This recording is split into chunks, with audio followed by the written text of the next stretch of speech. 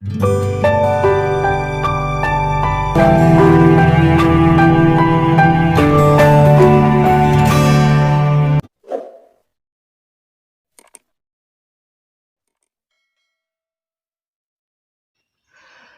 teman-teman sekalian, berjumpa kembali dengan saya Arif Gule di channel TV Laskar Kristus ini.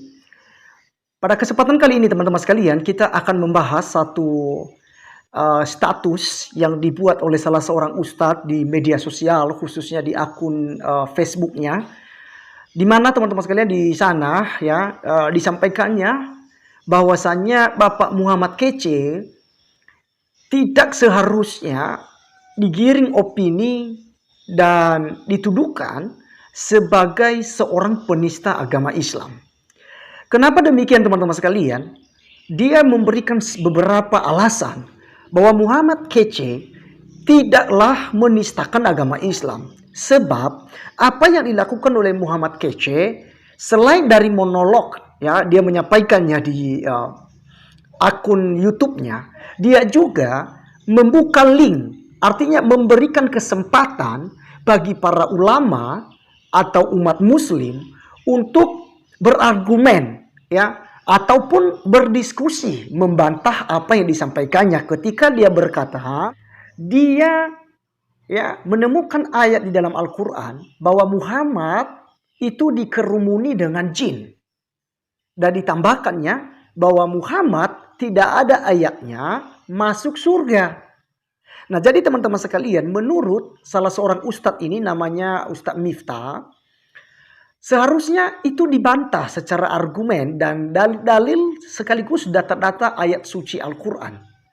Artinya membantah apa yang disampaikan oleh Muhammad Kece. Karena yang dilakukan oleh para Kristuber, orang-orang Kristen yang punya channel juga, mereka hanya bersifat menjawab apa yang diutarakan oleh para ustadz.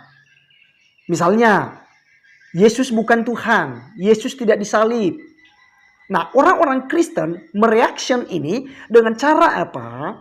Memberikan dalil-dalil, menjawab. Dan seharusnya dilakukan oleh para ulama, termasuk MUI, Majelis Ulama Indonesia, memberikan bantahan terhadap apa yang disampaikan oleh Muhammad Kece, teman-teman sekalian. Jadi buat saya sangat luar biasa sekali salah seorang ustadz ini yang memang punya pemikiran semacam ini. Karena itu juga ada titik balik katanya. Karena Ustadz Somad juga pun pernah mengatakan bahwa di salib itu ada jin dan itu tidak ditangkap. Dan juga terhadap Ustadz Yawaloni yang berkata Alkitab itu palsu. Nah, jadi ditambah dengan ustadz-ustadz yang lain. Misalnya Ustadz Nandar yang menuduh Yesus pernah menikah, berpoligami, punya anak 2. Dan Ustadz Ahmad Kainama yang juga berkata Roh Kudus itu bersetubuh dengan Maria, lahirlah Yesus Kristus yang adalah Tuhan.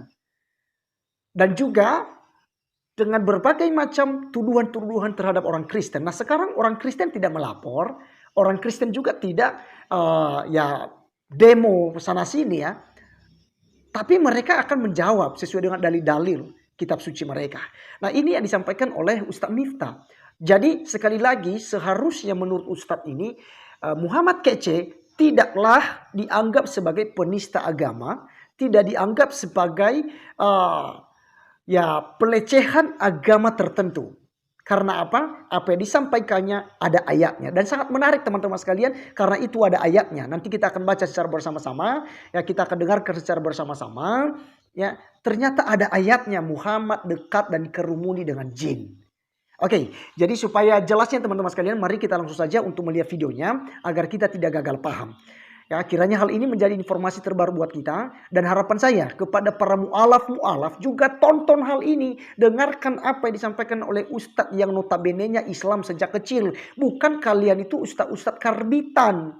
Artinya kalian baru mu'alaf, baru masuk ke Islam. Kalian udah mengajar. Dan bahan ajaran kalian itu untuk menistakan agama Kristen. Seperti Ko Agustan berkata orang Kristen itu kasar teman-teman, binatang ya. Disebutkan itu ya. Ya, bahasa Niasnya bilang asu. Orang Kristen itu asu katanya. Dan banyak sekali penghinaan yang lain yang disampaikan. Jadi dengarkan baik-baik ini. Ya, Ustadz Nandar, Ustadz Felix, Bangun Samudra, Irene Handono, Goldian Simbolon. Dengarkan baik-baik ini dan ustadz-ustadz yang lain supaya dicerahkan. Jangan main lapor, sesedikit lapor ke pihak kepolisian. Di mana dalil Anda yang berkata kami agama yang benar, kami itu lengkap semua data-datanya. Silahkan buktikan dan bantah apa yang disampaikan oleh Pak Muhammad Kece. Jadi sekian dari saya teman-teman sekalian, mari kita langsung saja untuk mendengarkan dan membaca secara bersama-sama apa yang disampaikan oleh Ustadz Miftah yang ada berikut ini. Ini dikirimi oleh teman juga di grup Facebook, di grup WhatsApp ini ya. Ini ada seorang ustadz namanya Miftah. Teman-teman bisa mampir ya di Facebook Miftah ya. Muhammad Kece ya, bukan melece kata dia. Oleh Ustadz Miftah Kul ya.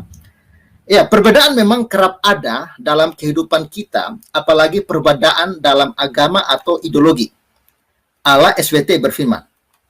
Ya, artinya, dan jika Tuhanmu menghendaki, tentu Dia jadikan manusia umat yang satu. Tetapi mereka senantiasa berbeda pendapat, kecuali orang yang diberi rahmat oleh Tuhanmu. Muhammad Kece dalam menyampaikan orasi keagamaannya, saya menilai tak ada hal yang serius, kata dia ya. Nggak ada hal yang serius dari Muhammad Kece ini. Saya kira menganggapnya bahwa ada unsur penistaan itu suatu hal yang hiperbolik dan hiperreaksi yang kurang tepat, kata dia. Ya, jadi menganggap ini adalah penistaan atau ini terlalu hiperbolik, terlalu hiperreaksi, kata dia ya. Ternyata tentunya pidato yang disampaikan di YouTube merupakan suatu sistematika yang dianut ya sesuai konsep ideologis dan logis ya atau kiasi dalam konstruksi yang dibangunnya. Jadi jangan buru-buru ya, sikit-sikit main lapor polisi, marah dan ngamuk, kata dia. Ngapain gitu kan? Dikit-dikit lapor, dikit-dikit sakit hati, dikit-dikit ya tersinggung ya. Alangkah lebih baik ya. Ini juga perlu ya disimak oleh para mualaf-mualaf yang ya tumpul-tumpul itu ya, yang katanya mantan pendeta lah, evangelis lah ya, tapi pokoknya minta ampun ya. Ini Anda harus simak ini ya. Alangkah lebih baik diajak dialog, bukan monolog yang memuja oportunisme. Karena hal itu ya argumen ya, maka nikmatin seperti makan permen dengan mengajukan new argumen ya kan. Muhammad Kece ketika dia membuat channel YouTube kan dia tidak monolog ya. Setelah dia menyampaikan argumennya dia kasih link ya.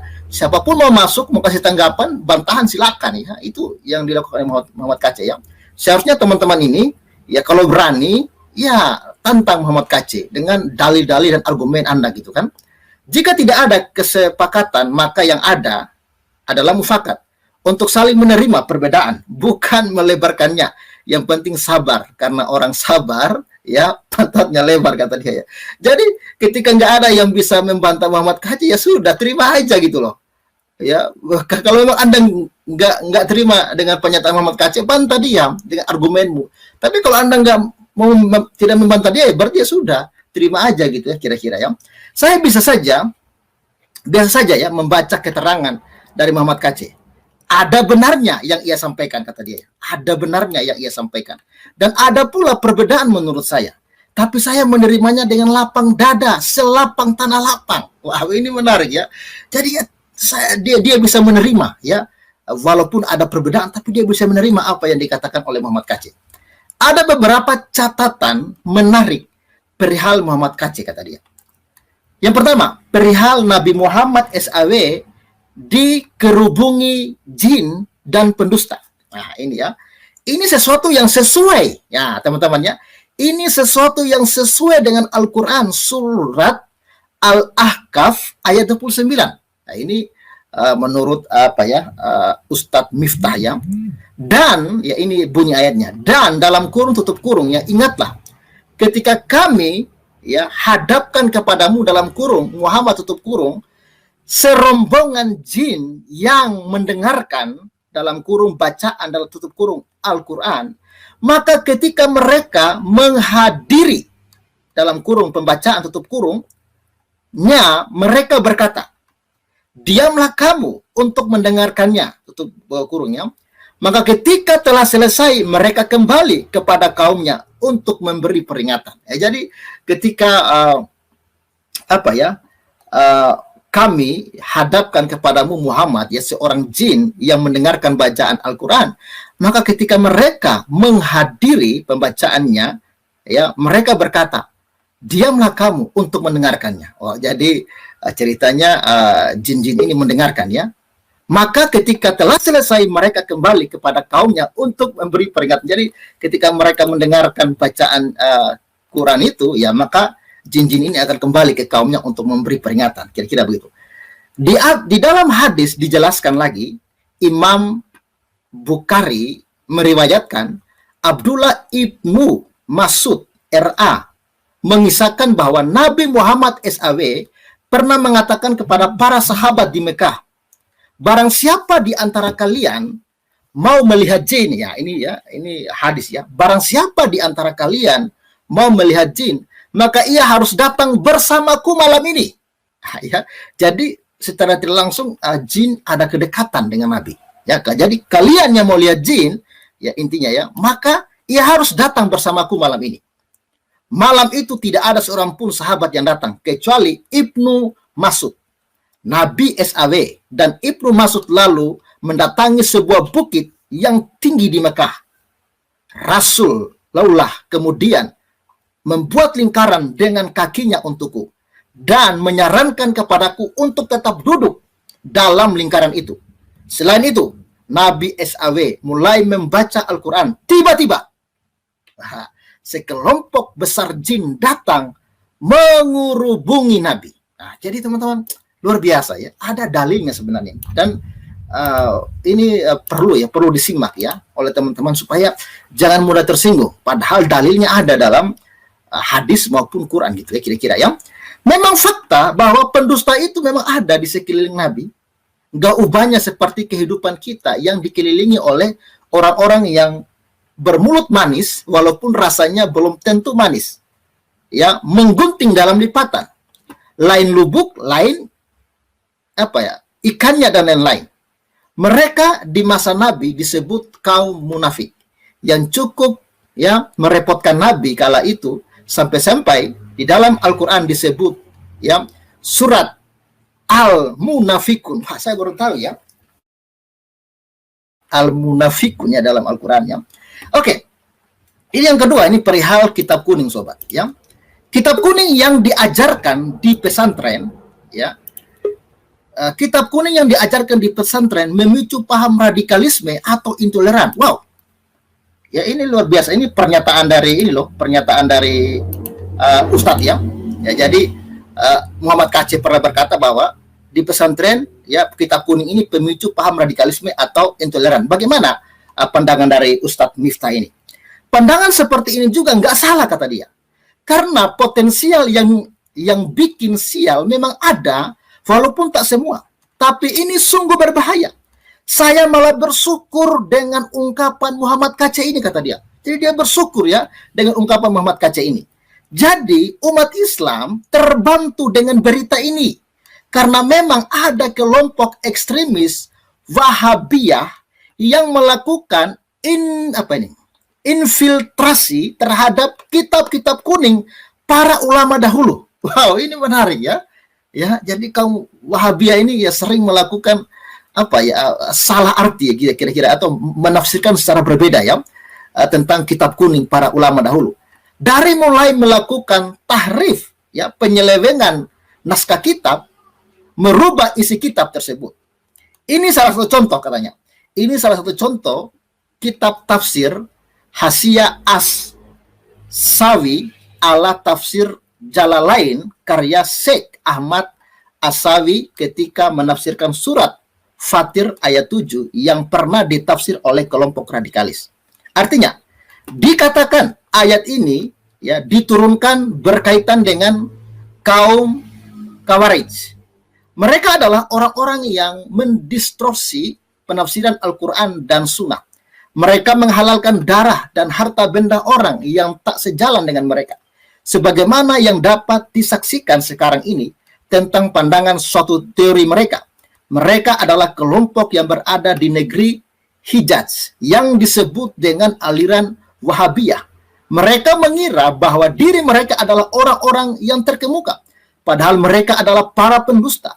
Setan telah menipu mereka sehingga lalai mengenal Allah.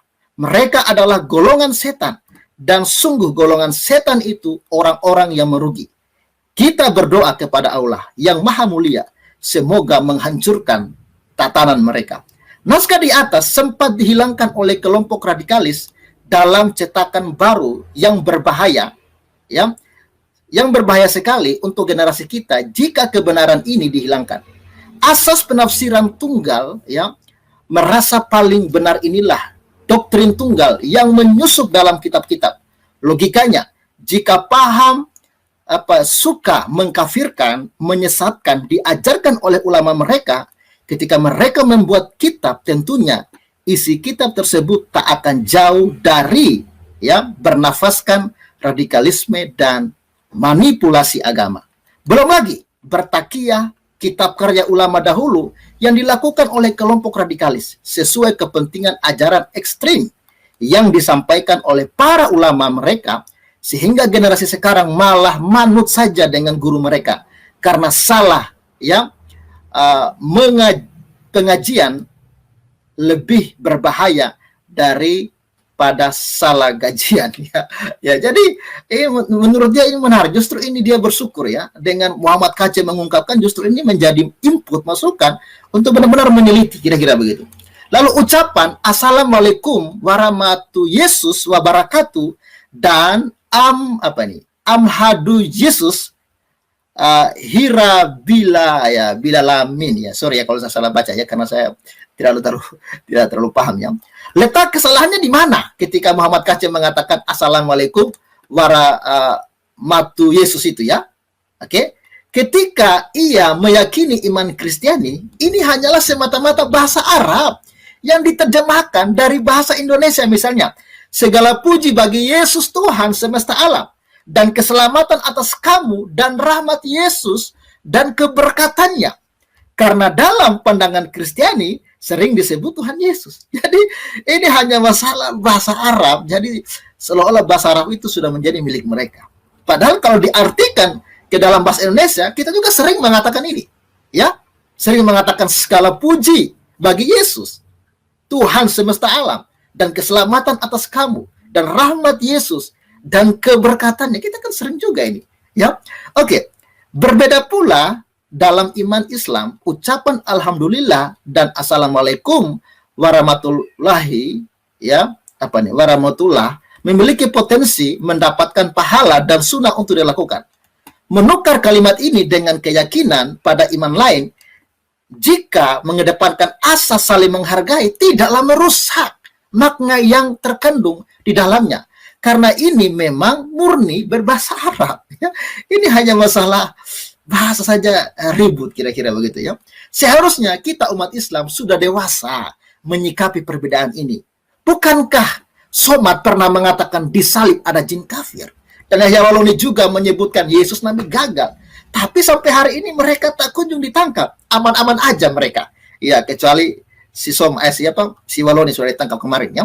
Intinya, kita sudahi lapor-melapor dengan menggunakan pasal penistaan agama yang masih ambigu dan lebih banyak, ya, mudarat jika digunakan. Perbedaan pandangan harus kita sikapi dengan sentuhan kesejukan, bukan kepanasan. Kalau tak cocok, mari berdiskusi. Kalau nggak mau datang berdiskusi, ya sudah. Masing-masing mengamalkan yang diyakini. Muhammad KC saya yakin tak meleceh dan tak punya maksud menghina agama manapun itu. Wah, ini menarik, ya. Salam kenyamanan, ya. Ini oleh Ustadz Miftah Kul, penulis buku e-book Agama Membuat Kaya. Ya, teman-teman, ya.